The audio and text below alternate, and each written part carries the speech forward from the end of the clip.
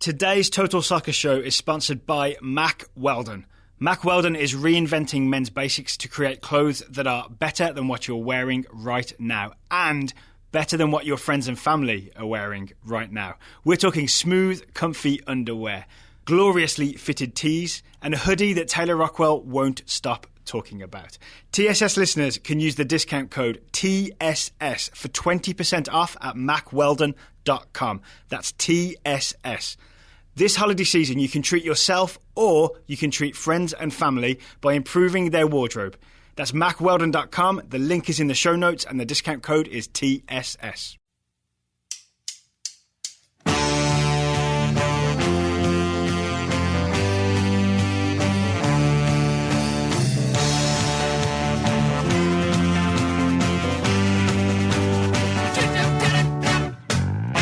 And welcome to a special Total Soccer Show MLS Cup Final review. I am Daryl Grove, and I'm joined by a man who's had 8 painkilling injections in his neck to get through this game. Wow, it's neck? Taylor Rockwell. I think you've never had a painkilling injection, would be my guess, if you think they go into your neck.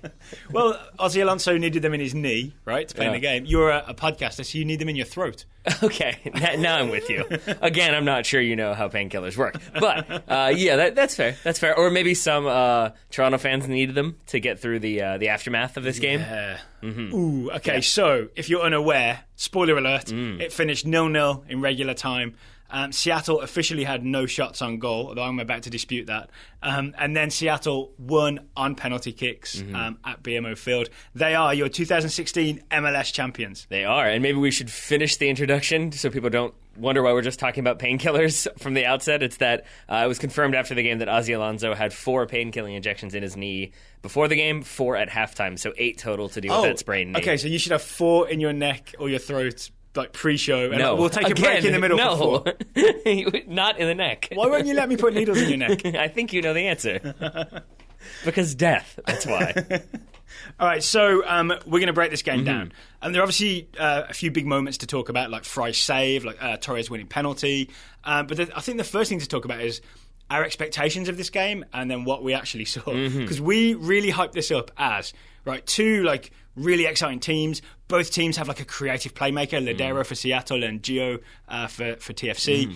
But what we ended up with was something that wasn't that pretty to watch. I don't think it was unexciting. Like, I was not edge of my seat, but I was engaged the whole game. But especially when we rewatched it, there wasn't a lot of pretty soccer, right? And yeah, I think you were a little more engaged than I was from the outset. Yeah, because I had 4 cups of coffee. That might have influenced it, because it did seem sort of. I mean, to the point where I think Brad Frei, about 15 to 20 minutes in, was like, "Okay, well, we've had the opening salvo. Like, let's see if it picks up from here and gets better." Yeah. And then the general consensus was it stayed about the same until halftime. I checked the Twitters as well. Twitters were not impressed with this as an entertainment spectacle. Yeah, and I think that's why we tend to stay off of Twitter during games, because Twitter tends to be kind of cynical, kind of sarcastic. I also, honestly, it's such like a deep conversation. I get distracted. Like, I'm either going to watch the game or I'm going to be on Twitter, and I sort of can't do both. Yeah, and that's a me thing, not an everybody thing. Fair. I do think that to say it was a bad game, though, is a little bit unfair, because part of the reason why there wasn't much action is because the teams, rather than, I think, come out and play this attacking game plan and make the other team worry about them, they both decided to worry about each other, and so it became a much more like, okay, that's great if we got a shot or didn't get a shot, but let's make sure we're marking our people and nothing gets through. And so it became much more of a slugfest slog in that regard. And I think it's really summed up really well by Ben, who tweeted at us, this was supposed to be a game of number 10s, and it ended up being a game of number 6s, meaning defensive midfielders. Yeah. But it really is, I think both teams figured out a way to shut down the other side's sort of attacking flow. And that makes sense to me as a MLS Cup, big game. The first thing you do probably when you've got how long to prepare for this? At least a week. Maybe a week and a half, 2 weeks. Yeah, you figure out, if you're Toronto, you figure out how do we shut down Lodeiro. And if you're Seattle, you figure out how do we shut down Giovinco, right? So which one of those do you want to start with? Because we want to break down how they each did it. I think Lodeiro specifically, because, I mean, we talked to Alexi Lawless, he wasn't entirely sure. We talked to Matt Doyle, he wasn't entirely sure, nor were we. Each other. Yeah, and I was of the mindset that you don't want to have to kind of concern Michael Bradley with the defensive work, that yes, he's going to get sucked into it to some extent, and obviously he's a central midfielder, so he's going to do some defending. But I was saying you don't want him to be a primary defender. Greg Vanney seems to have disagreed, and it seems to have worked, because it did seem like like it was basically Nick Hagglund and Michael Bradley doing most of the heavy lifting when it came to paying attention to Lodeiro. Well, we even thought that they should start Will Johnson in midfield, and maybe one idea floated in this very studio was, and Will Johnson just tracks him, carries his Canadian legs around after Lodeiro all game long. Didn't even start. It was Osorio and Cooper were Bradley's partners in midfield. And they both helped out as well. Cooper definitely a few different times was tracking Lodeiro, maybe giving a little bit of an elbow, kicking a little bit. You let him know you're there. But generally, I felt like Michael Bradley did a good job of tracking. And then you would see Michael Bradley or Cooper or Osorio running with Lodeiro to a certain point. And you would never see that sort of constant, like, there he is, which would have shown you that maybe there wasn't as much preparation as there should have been, or they were so concerned about it. It felt like at a certain point, once Lodeiro crossed a line, it became Hagglund's job. Yes. And then the midfielders would push forward again, which shows how defensively disciplined they were, that they knew exactly where their responsibilities laid or didn't lay. It looked like they were telepathic, because normally when you're passing a player around like that, you talk to each other and you point and you like gesture to say you got him. They did really seem to know, like you say, they seem to know exactly when to pass him off, who to take him. I want to say the player who had him the most was Hagglund.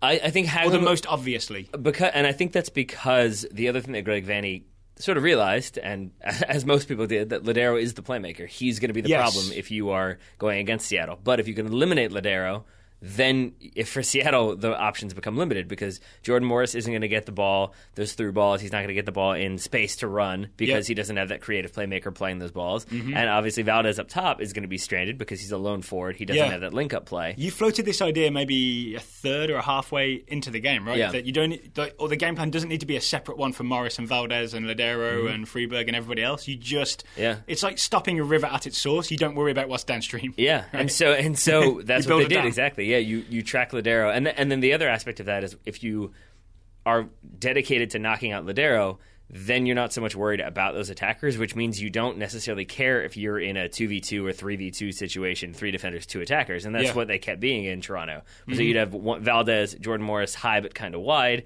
So you still have those 3 defenders that can deal with that. Hagglund can step. And now Lodeiro doesn't have the time and space to pick his head up. He doesn't have time to turn. He's either going to be fouled or beaten to the ball or have to physically contest one. And so as I think it was like 30 minutes in or so, Brad Friedel started talking about it because the mics picked up that Seattle were basically saying Valdez has to stay forward because he kept dropping. And he wanted the ball, right? Exactly. He wanted to get involved in the action. He's like, MLS Cup, I want to play. Yeah, and I think it instead was stranded up top. And that leaves more defenders free, right? Because he's wandered back into midfield. Yeah, so even if he drops in and eventually gets the ball, he being Valdez, he then has to turn and sees 2, 3, 4 defenders in front of him. Yeah. It's far less of a threat than balls over the top or balls in between. So can we say credit to Hagglund and credit to Bradley especially, and credit to Greg Vanney for figuring this out? Because really, this feels like we're reviewing a game that Toronto won. It does. It does. I mean, and if you look at the stats, I mean, that bears fruit. You have Michael Bradley with, 16? 16 ball recoveries for Michael Bradley. I think six interceptions. His passing stats were good. If you think how many diagonal balls he played, nice little through balls he played. I mean, I think I was really impressed with Bradley. And you see again, when we rewatched it, you saw how many times he would cut out a ball that technically Lodeiro's behind him, but he gets to the ball first to not even let the ball get through. Yeah, right? So it looks like he hasn't got him, but he cuts it out anyway. Or does a good job of backpedaling just enough to be able to be in a position to win that header. Yeah, give him a backward shoulder and then win the header. Yeah. And so I think, and so that's part of the reason why is because Bradley, I think, had a very good defensive game. But then think about a reminder that he can do it, right? Yeah, but then you look at the highlights, you look at the stats. I mean, if you look at a highlight package outside of the penalty shootout, it's going to be all Toronto. Toronto had 4 or 5 decent chances. I think they had 8 shots inside the 18. Not necessarily on target, but still, they had the chances. I feel like they were kind of the physically dominant team. And so you would have thought maybe that Toronto got the win just from those highlights, but obviously they didn't. But I think that's why we're focused on Toronto, at least in the beginning. Right, yeah. Oh, quick word on Bradley. We know he missed the penalty kick. We'll talk about that later. I don't think you can take just the penalty kick and then be like, oh, he was terrible. Right? It was it was a bad penalty kick. We'll break it down later. But there were so many other good things about his game tonight. Okay, going the other way. Like you said, Toronto did have a lot of chances. I can think of 2 in the first 20 minutes where they got shots at goal, right? I mean, they had one in the first minute. It was Alitdore, right? And then Osorio had one soon after where we definitely should have dished it off to tomorrow. But even those chances, it's not one-on-one with the keeper, right? It's still, there's a lot of Seattle bodies between the player and the goal. Or enough that it's not a clean, 1v1 shot or a clean, uncontested shot. Yeah. Yeah. I mean, the only sort of uncontested-ish shot is Tosaint Ricketts getting that shot that he slices wide. And even then, there are bodies around. And, well, he has 2 Seattle players charging at him. So even when you hit it, you still have guys running right at you. And it does feel a little bit like you're about to get crushed as soon as you make contact. Which I do wonder if maybe he, heard footsteps and saw footsteps, and it gets into his head, because he does slice that volley. You can see him hit it with the outside of his foot, including now with the laces, as he intended. So, but can we credit Seattle with some good defensive work as well? Oh, yeah. Because it goes both ways, because you have Michael Bradley doing a good job on Lodeiro, and as you mentioned, you have to worry about Giovinco and his mobility and his playmaking ability, and I think Ozzie Alonso was very much concerned with that. On fire, Josie Alitdore, right? Yeah. And instead, we had a very frustrated Josie for large stretches of this game. Obviously, a frustrated Giovinco, who it seems asked to be substituted. Yes. Not out of frustration, out of injury, but still, he's not there for the penalty shootout, and a big part of that is because he gets knocked around the entire game. So let's talk about both of these. I think it's a good measure. Let's start with Josie, right? I think you can measure Toronto's frustrations or how it's going for them by Josie's frustrations and body language. Because it starts with him super up for it, right? And banging people around and being good to go. He gets that shot that just glances off Torres, goes out for a corner early on, right? That is the second minute, maybe. And it really, by the end, he's the old Josie that we were less enthused about, where it's like he's throwing his hands up in the air and his shoulders are down because he's either just lost a tackle or didn't receive a pass or that kind of stuff. And I really think Seattle and by Seattle I mostly mean Chad Marshall, just pounded him into the floor. Yeah. I mean, it's the type of game where you don't see it really upon first viewing. We definitely saw the frustration, we saw the hands in the air, we saw that sort of gets back up and walks and doesn't sprint and try to make something happen. But when you watch it again, you realize just kind of how bad Toronto's momentum was, especially as you go into extra time. Yeah. That you see Giovinco right when he's about to be substituted out, and he kind of looks not devastated. Now, obviously, once he gets substituted, he's pretty angry. Didn't he ask to come out, though? Yeah. He said he couldn't move anymore, but then looks very angry. But you can just see that, the enthusiasm has been lost a little bit. That kind of team chemistry, the fight has maybe gone out a little bit. And I really think Seattle knocked the fight out of them in many ways. So I think they knocked it out of each other. But yeah. That first chance we talked about where it's kind of I think Bradley takes a free kick, plays it direct. Josie wins it, beats Chad Marshall, turns, plays a 1-2 with Giovinco, then the shot is deflected. But I feel like that's the only time Josie beats Chad Marshall physically. The rest of the game, Chad Marshall knocks him about, right? On the flip side, you've got Giovinco. Every time, if he comes off of the back four a little bit, every time he receives the ball, turns and runs, someone either tackles him or fouls him. And usually by someone, I mean Ozzie Alonso. Yeah, Ozzie Alonso definitely has, 4... Not professional, because that tends to imply that a yellow card is coming, but he knows exactly what he's doing. Get booked? I don't believe so. He knows what he's doing. He knows how to get away with it, and he knows how to kind of there's definitely 2 at least where he clearly fouls him. I think one time it's knee to knee, takes out Giovinco, another time he steps on his heel. Both times he acts as though it's the most ridiculous call ever. And I can tell you, I have been called for fouls. I have conceded fouls. You know when you've really fouled a guy, and you can tell that he is sort of protesting out of a sense of if I protest and act as though hey man, you got to watch, this is ridiculous, you can't keep calling these things. Eventually maybe the ref becomes okay, I guess I shouldn't, okay, I'll let the next one go, maybe. Or at least maybe you give yourself a chance of downgrading it from a yellow card to just a free kick. Yeah, it's interesting though, because usually the way you do that is by being overly apologetic. So when you really that's what you do is if you nice guys don't do this kind of thing and I'm a nice guy. Yeah, basically. So that if you know that you've done committed a foul that was maybe too hard, right? And I think I understand the brilliance behind Ozzie Alonso here is that if you know you've committed a foul that's too hard, we've talked to Scott Zawatsky about it, and he said you do kind of take that into consideration, that if I take you out accidentally or intentionally, but then I stop and check and make sure you're okay, it shows to the referee that I'm not just kicking you and then walking away, that I am sort of being conciliatory and oh man, I'm really sorry. Yeah, you're not like a stone cold killer. And you can probably get away with that. But if you're Ozzie Alonso and you do it 4 times, you probably get a booking, because after the first time that you're oh, I'm really sorry, I didn't mean to kick you. It's you've kicked him twice now. 4 times. You're getting a card, right? But I think if you are very vehemently protesting your innocence, maybe you go the other way with it then, because I think you can't play the naive schoolboy as you're kicking somebody and then protesting again. So Torres, Marshall, Alonso all did great jobs sort of battling, winning balls, winning headers, fouling if they had to, just to stop Giovinco running through. Yeah. And I had floated the idea of the hack a Josie, that you kick Josie to get him frustrated. And it seems what you do is you kick and foul Giovinco and frustrate him and keep him from linking up with Josie successfully. Yeah. And that's the way you frustrate Josie Alitdore. Is there anything on Greg Vanney or Toronto here where maybe they should have changed it up a little bit. Yeah. It was a bit too much like... I think you had this idea that it was a lot of like, Josie and Gio will sort it out, right? Yeah, if we just get so. the ball into them. In fact, wasn't there Greg Vanney saying, when Alonso stepped out, we've got them 2 strikers versus 2 defenders. He said some combination of things, we don't quite understand the wording of it, but it was like, we can organise ourselves and go forward and get the ball into them. If we can organise ourselves to be forward, face forward, that's what it was. Which is like, is everyone turning around? Like, I don't fully understand that one. Even as incomprehensible as that was, I do enjoy those bits of audio to try and figure out what the coaches are thinking. Because it's really telling that was what he thought, right? If we can get Josie and Gio against Chad Marshall and Torres, we're in with a chance. And I think it turns out he was just wrong. Yeah. Yeah, I think he was. I think because, and maybe not even necessarily wrong in the sense that like it is a 2v2 situation. You can create opportunities based off that, but you have to have link-up play. You have to have people pushing forward. And I think Toronto were so defensively focused on not letting Lodeiro do things, on not conceding easy opportunities, that then there's kind of a gap that forms, and you don't have much of a transition, so you end up having to kick it long so you want and see what they can do. You wanted more of Cooper and Osorio maybe getting in the box? Yeah, or you wanted like Michael Bradley getting more in the box? Because most of the time he was playing those balls from deep, right? Yeah. You had wide guys. You had Baitashaw and Morrow. I remember a few crosses, but not that many. Yeah, and even then, I felt like at least in the first 30 minutes or so, Seattle did a good job of staying compact and then kind of cramming the middle and sort of like funneling Toronto outside and then pouncing. And I think, and then I also think a part of that is it's a defensive counterattacking scheme where you put your numbers in the middle, you force Toronto to play wide, and what you're going to do if you play wide, if you have wingbacks, is those wingbacks are going to start to drift forward.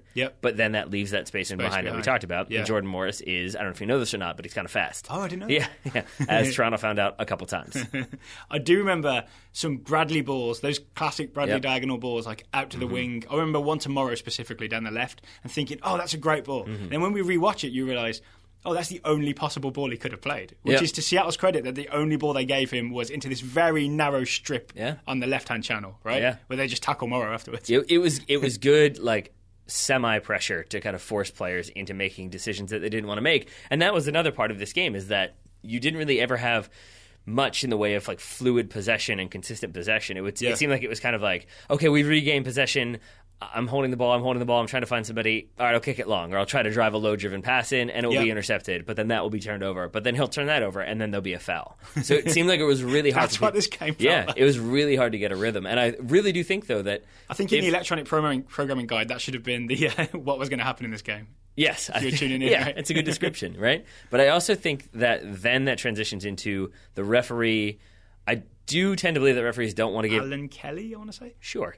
Irish, I believe they said. I do think that if you're the referee in a big game like this, you don't want to go to the book too quickly. And you don't want to start just dishing out cards and dishing out fouls. I'd say he went too slowly. I would agree. And I would say that maybe he never kind of made up for that. Yeah. And so... Maybe he lost it and didn't want to tell anyone that he couldn't find his book. that could well be. Has anybody seen my cards? He gave one card to Chad Marshall that I remember. I'm sure there were others in there. But maybe Marshall kept it. Yeah, that's the one that stands out. But I think that then if you kind of don't stamp your authority on that within the first half an hour or 20 minutes, people are going to kind of keep going with it to the point where I think it was Baitashaw near the end went on a long run, or I can't forget who it was. Oh, no, excuse me, it was Roldan. Roldan goes on a very long run and gets fouled like 3 different times, and there's no foul given. There's the one where Jordan Morris makes a run, and you can clearly see that Michael Bradley is playing him, that Jordan Morris has gotten by him, and Michael Bradley basically just gives him a shoulder and kind of a kick out as well. I mean, but that's just the flip side of what Alonso's doing at the other end. Oh, right? I mean, no, it definitely goes both ways. There's definitely, I mean, Giovinco is on the ground plenty of times. So it's definitely both sides are doing it. And I do think that at a certain point, the referee has to kind of step in and start dishing out cards if you want to try to dissuade that and encourage possession and good soccer. Fair enough. That might be being unfair of a referee in his responsibilities. Scott Zawadzki might take issues. Matt Franz might take issues. Who knows?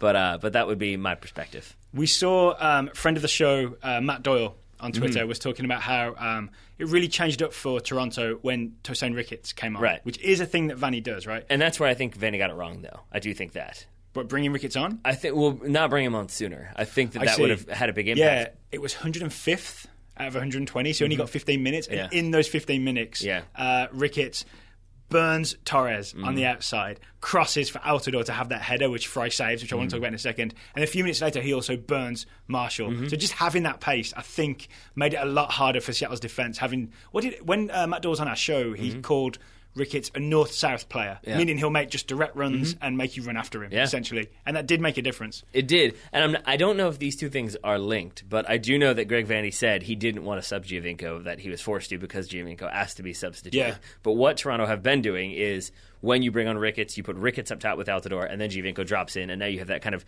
creative three attackers. And I think that's what Vandy was kind of holding out for. I'm not sure who makes way in that situation. Maybe he was scared to do it because of Lodeiro, though? Maybe, or maybe it was that he was worried about Giovinco's fitness. Maybe he knew something. Because there does seem to have been a kind of creeping theory that maybe Giovinco wasn't completely healthy or wasn't completely fit. Why? I don't understand why it's a big secret, though. I don't know. Maybe because it's then Seattle can kind of game plan a little bit more. They don't have to be conservative if Giovinco is battling the flu or has a calf injury or whatever it might be. But against Montreal as well, right? It was kind of this weird secret that he was kind of injured. Well, but I don't even think it was like accepted that he's injured. I just think people were so confused by how poor he was in that second leg that the answer became like maybe something is wrong. And then you see him again tonight. It just seemed like he wasn't kind of up to his usual game. It's another MLS conspiracy. Might could be. But regardless, I think the late addition of Ricketts was good for Toronto, but maybe could have been used a little bit earlier. But it did almost produce the game winner. It did. And I want to talk about this. This is when Ricketts burst down the outside. He really leaves Torres in his dust, probably icicles, given the state of the field. Right? Really nice chipped cross. And we think Alitdore knows exactly what he's doing because Frei is at the near post, starts shuffling over to the far post. Alitdore rises up, loops a header back across into what, from Altidore's perspective, is the top right corner.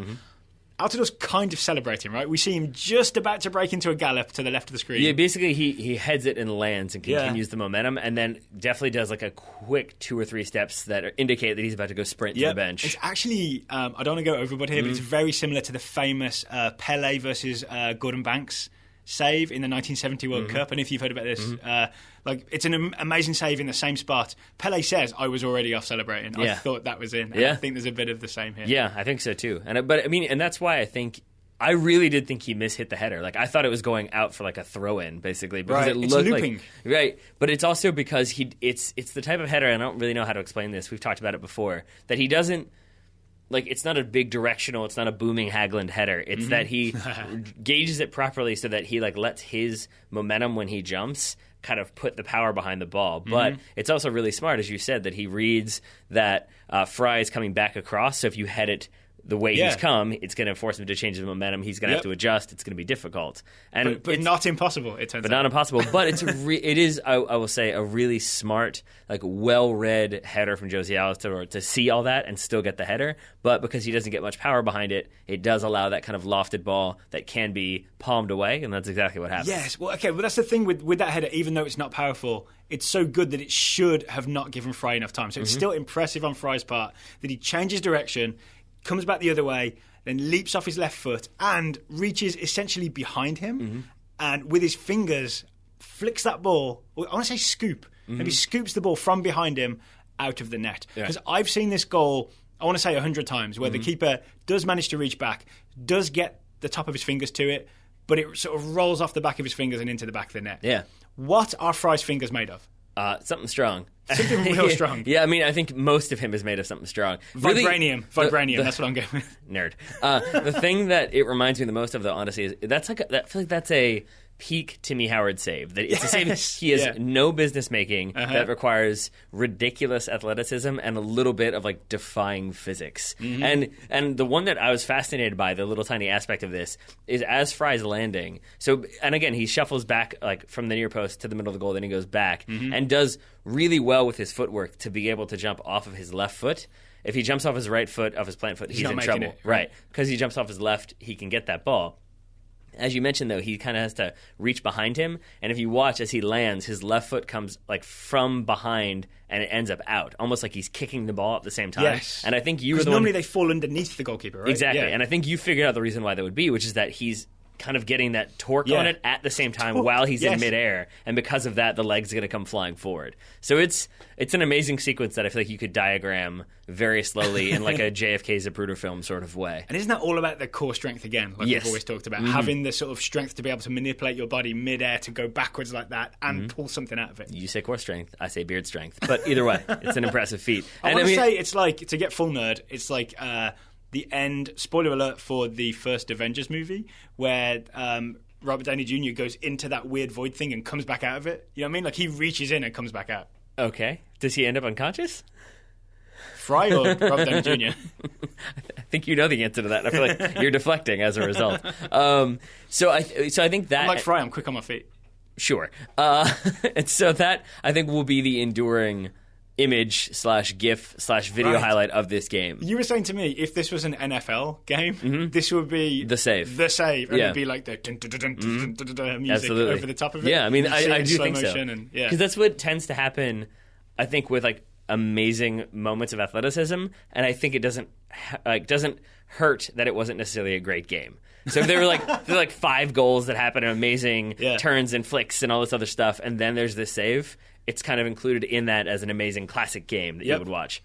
This one moment, I think, is what will stand out. I believe Frei ended up being the MVP for this game, and I would say mostly on the back of this save. Yeah, and a couple others, right? There were the penalty save, He's got one in the shootout. Shall we move on to discuss the penalty kicks? Sure. All right. Where you want to start, the beginning or the end? Or Michael Bradley in the middle?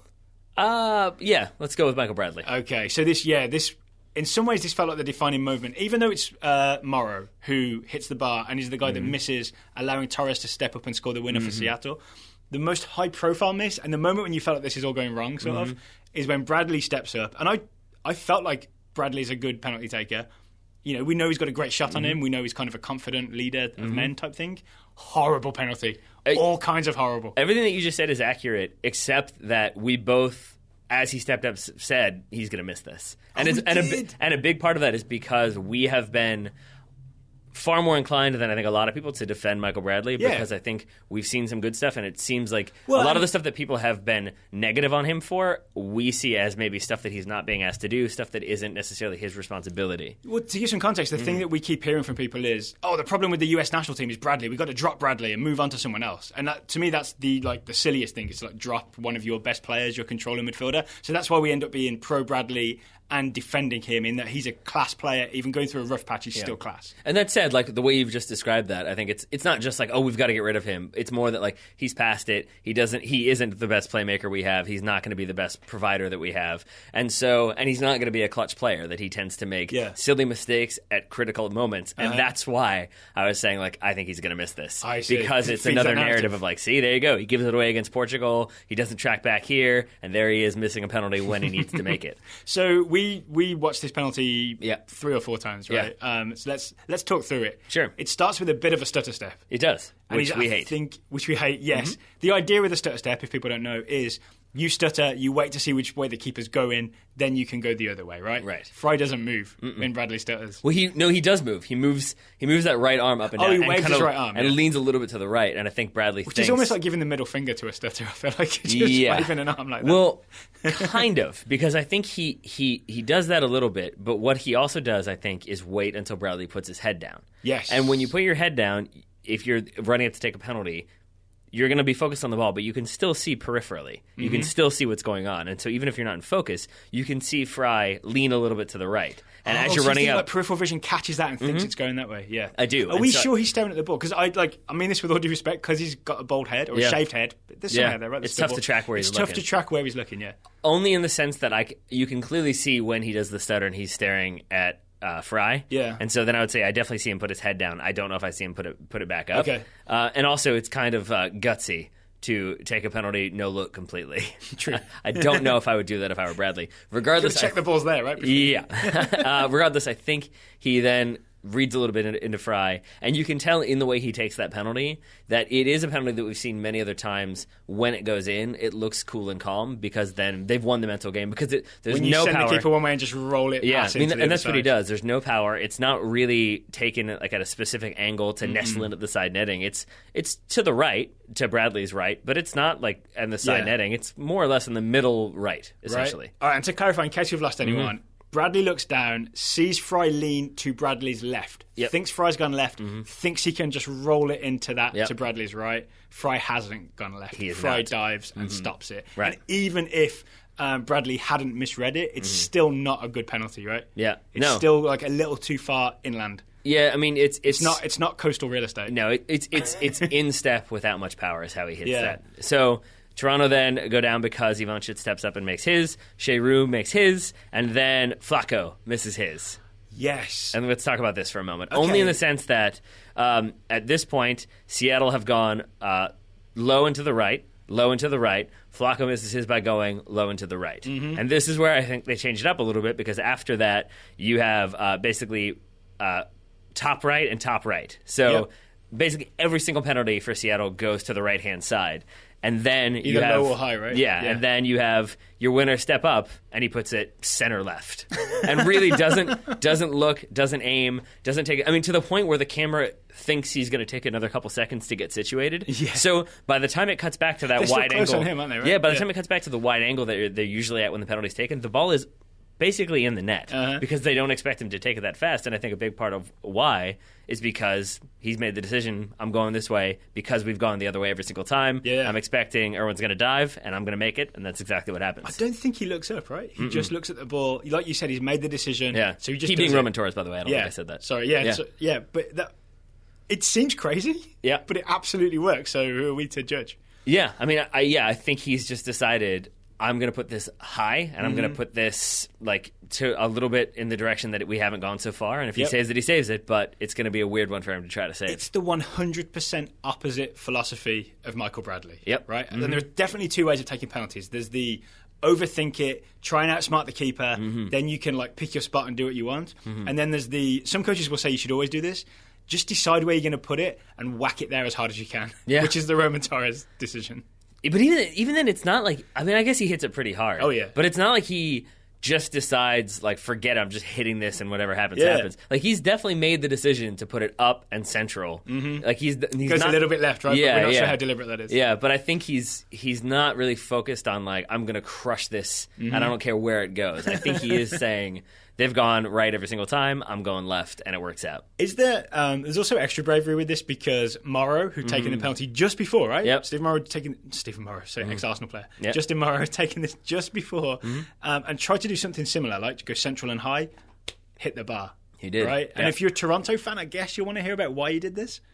All I can see from that one is just that it seems like Morrow, if you look at his follow-through, I think the way I explained it when we were discussing it off air is that it's almost like a punch and not a strike. As in there's not much follow-through. Yeah, exactly. Yeah. That's the difference. It's a jab. It's basically a rabbit punch versus like a haymaker. That he hits it, Morrow does, I believe, with his left foot. He comes with his left, and like there's not that big follow-through. When Josie, you were the one who pointed this out, when Josie hits his follow-through is so great that he falls over. Yes. Like, that's how much power he puts behind the ball. He swings that follow-through foot so far that he can't land on it properly. And it's also because he's aiming for that corner, for that side netting, and because he's got power and side netting, the kind of, again, the torque sends him sprawling. And in this situation, Morrow doesn't really follow through. He clearly tries to pull his foot back as much as he can, and I think that's so he can just rocket it, maybe put a little bit of knuckle on it to make it even harder to deal with. It does move a little bit. And instead, he puts it off the post, or off the crossbar, excuse me. Yeah, in couple inches lower, it's a great penalty. It's a smash top of the net penalty. Yeah.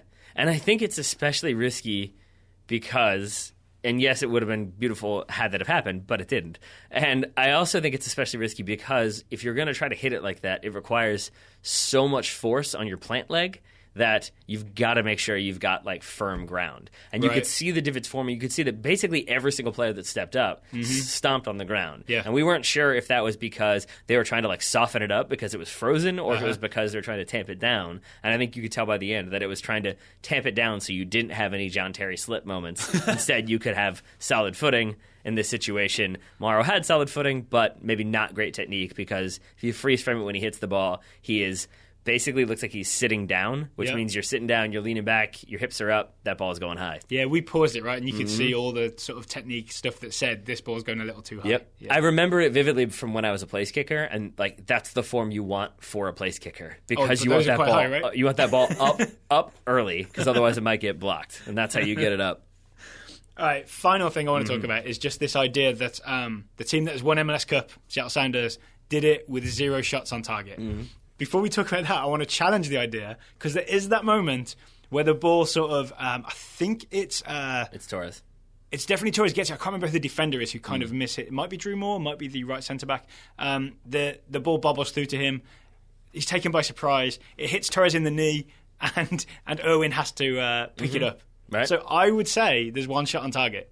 And you'd be wrong. Why is that? Well, because number one, the statistics disagrey. Every single statistic says that. But maybe number they two, just missed it? Number two, in my honest answer is because if that were a Toronto defender who had done that, Irwin would have been okay with picking it up, I think. I don't think you get a pass-back call there because it's incidental, it's accidental. You're essentially saying there was no intention of him exactly. It's basically striking a shot. It's not like he can control his body because it is that sort of like, oh, that ball came through, and it goes off of like the knee shin and not an instep. I kind of wanted to give Seattle Sounders fans at least an argument for when people say, oh, you won the MLS Cup with no shots on target. Torres had that one late in the game. Yeah, I think their argument back is going to be, oh, did we win MLS Cup?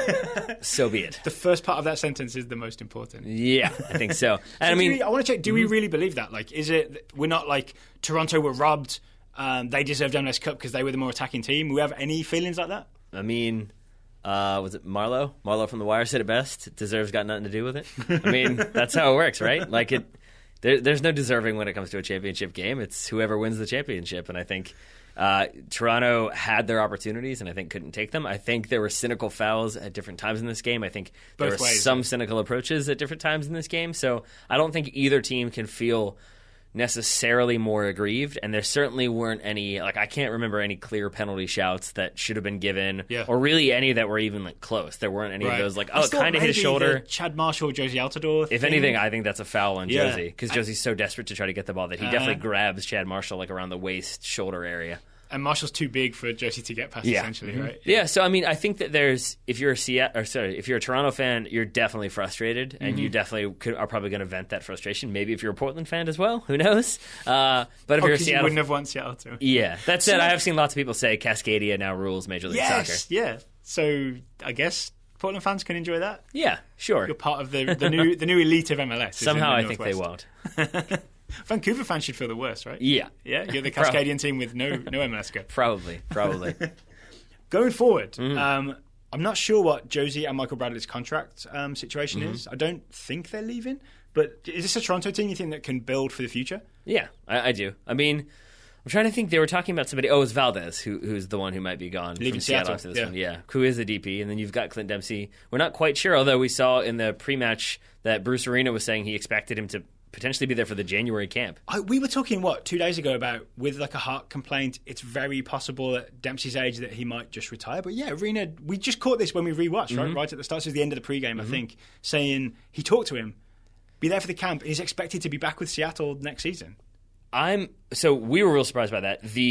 He's talking about the March games, right? He was talking about the Honduras game. Again, he was talking about January. He's talking about the January camp, which is real soon. And that's what I was going to say is that even the analysts like Rob Stone was like, "Wow, that's some surprising news. We'll be back." Like they didn't really know what to make of that, and I think it's worth it took them by surprise, remembering here because time tends to go away from you. It's like mid-ish, early-ish December. Like that January camp is probably a month away. Is about when he's going to name that squad. Well, but to be fair, he did say we'll get him in just to see how he's doing. Did he? I thought he said we expected to be in on the January camp. No, he said we'll take a look at him and see how he is. So it's not as if they'll get him in and make him run laps straight away and do the bleep test or something. Yeah, but did say we expect him to be ready to go in March. We expect him to feature in the March qualifier, something like that. Okay. So that's again a bold statement from Bruce Arena. Given that, I mean, you would think that if a guy was like that close to being back, that maybe he would be involved in the conversations here. Maybe he just said, "Look, you guys have done this without me. I don't want to come in and mess things up. I don't even want to be a distraction. Like I'll be back next season and that'll be that." That could well be. But regardless, Clint Dempsey, he's in there. So we'll see what they do with their DPs next season, they being Seattle, because they've got a very young team and what seems to be a cohesive team. So I also asked you about Toronto. I personally, I feel kind of excited for Toronto's future because they've got some young Canadian players like Osorio. Hagelin's only 24, and this game, kind of impressive. What he did. Bradley and Altidore's great. Giovinco, I assume, is coming back. That seems like a team that could mount another challenge, right? Yeah, I think so. Although we say that every year with maybe the losing MLS Cup finalist, and then it didn't go so well for Columbus this year. It did not. And so we'll see. I mean, not to turn the knife here for you Toronto fans, but they do have a history of being a bit hasty with the pink slip and firing the coaches, and so you would hate to see like Greg Vanney start next season and it doesn't go so well. Oh, they're like, you didn't win. Maybe this isn't working out so well. We'll see what else is out there. I heard an interview with Extra Time Radio with their GM, whose name is long, and I can't remember it off the top of my head. But he was basically saying, like, we know we've been like that in the past, and we don't want to be that way anymore. No, it was somebody else. Loki's still there, but he's not like the... Oh, he's more of an exec. Yeah, exactly. I forget. It's vaguely Russian sounding, I believe. But regardless, so I think maybe that won't be the case. I do think you'll have Greg Vanney back. They'll do another good job, as they did this season, of kind of finding those diamonds in the rough and those kind of unappreciated veterans, and maybe, again, building another solid squad for the upcoming season. The future Canadian national team. Yeah, we'll know in, 4 months? Yeah. Yeah, we will. Fewer than that, I guess. All right, Taylor, you did really well with the injections, made it through the whole game. It reminds me, it was... Have you ever seen Face Off before? Yeah. Here's what I think of your science at this point. There's the line. I think I listened to an interview with like John Woo and the scriptwriters, where maybe they do the commentary for it, and they were saying that like the way they adjust when they flip side, when John Travolta becomes Nick Cage becomes John Travolta. The way they explain it is like, oh yeah, they have a microchip in their vocal cords, and that was the screenwriters admit. Like, absolutely a placeholder that they're like, we'll come back and figure out how they changed their vocal cords. And then they just didn't. And then in the interview, they're like, yeah, that would do nothing. You just have a microchip in your throat. That would not do anything. And I feel like your pain-killing injections to the throat would basically just paralyze my throat. I'm not a doctor. I feel like maybe you're just secretly trying to murder me, is what we've stumbled upon here. Well, I do wish Ozzy Alonso a month or 2 months of icing that knee and getting it ready for March, because I feel like he took a big health risk and sacrificed quite a lot. I mean, 8 painkilling injections is outrageous, right? Yeah. You risk damage. If it hurts that much, there's a reason it hurts that much, and it's your knee saying, don't use me, don't use me, don't use me, don't use me. Yeah, and that's actually, I do want to say that before we go, that I honestly don't know the answer, and what this motivates me to do is, like, we have the secret shop owner, we have official referee consultants. I think we need a medical consultant, because I know that when you really are doing damage to yourself is when you have partial tears or like a torn meniscus, and you play through that with those pain injections, because something is torn, something is wrong, and you are the mechanism still works, so you can still play, but you tear it more and more. Yeah, exactly. I don't know how that works with a sprain. And that would be my that's what he had, right? Yeah, I mean, he had a sprained knee, and I don't know if that's just like there's swelling and it hurts a lot. But I mean, again, I guess the thing is, like, it's not like your body is like, hey, I hurt, but everything else is fine. Like, you don't have pain without there being a reason for the pain. Yeah. So yeah, there probably is some damage that was done that maybe the doctors just said, you'll have a month off. Relax. You got no national team commitments, so it'll be all right. All right, well, once again, congratulations to Ozzy Alonso and Seattle Sounders. Congratulations to Seattle fans. Obviously, a lot to enjoy there. The photo of Ozzy Alonso hugging his father is a wonderful, wonderful photo. Yes. Wasn't there a whole story about how they finally got to meet up again not too long ago? Yeah. Yeah. Hooray for normalized relations. All right, Taylor Rockwell, thank you for taking the time this late night to talk to me about MLS Cup. Right back at you, buddy. Listeners, thank you for listening. This will be the Monday show, so there'll be no TSS on Monday. We'll be back on Tuesday with a new show, and we'll talk to you then.